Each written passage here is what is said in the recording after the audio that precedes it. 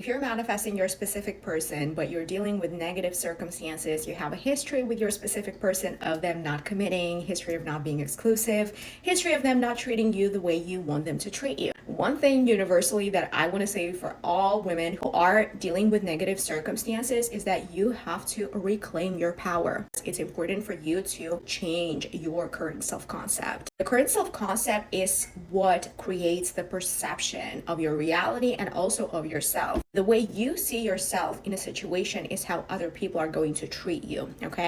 Other people treat us based on what we allow, and what we allow is determined by how we treat ourselves and what we allow ourselves to experience in our reality. If we don't see ourselves as being commitment worthy or worthy of being exclusive with a person, worthy of proper relationships, it would mean that we will allow subconsciously another person to take advantage of us or keep us in a category where it benefits them but not us. And since most of us are people pleasers, especially women, we were taught to people please, meaning reject what we feel, reject what we want, but please other people's feelings. Put their feelings, their desires, their wants on a pedestal. This creates an imbalance of energy in the dynamics. When there's no equal give and take, you will form resentment, trust me. That's why we need to restore this energy by changing how we view ourselves. And one thing I would do if I was in this situation, I would just pull away completely and work on my self-concept. I would die. I would let my personality that they know of, that they are familiar with,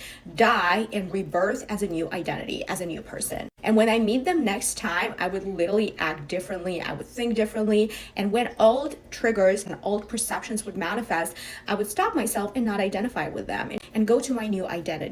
This is how you retrain other people, from seeing you in the old way. Because honestly, if you already have a history, that means that they relate to you, to the perception that they created of you based on how you were acting, okay? And remember that nothing happens in a vacuum. Our specific person's energy and treatment, the way they relate to us, don't come from nowhere. It comes from how we related to ourselves at some point, okay, with them.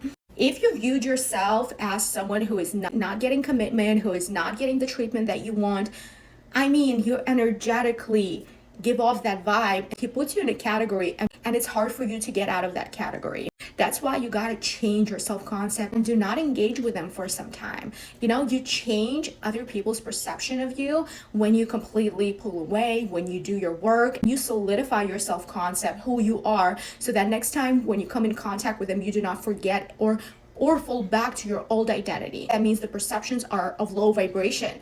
You're not going to get shit. The time is always better spent when you're working on your self-concept. This actually raises your vibration. Let people come to you. Do not chase, honestly. Even if it takes like 6 months, do not move. Keep working on your self-concept. And whenever they pop up in your mind, just make a light assumption. Oh yeah, they're obsessed with me.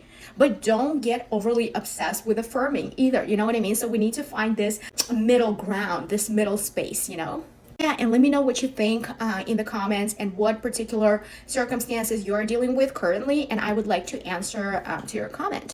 And if you like my content, please follow for more.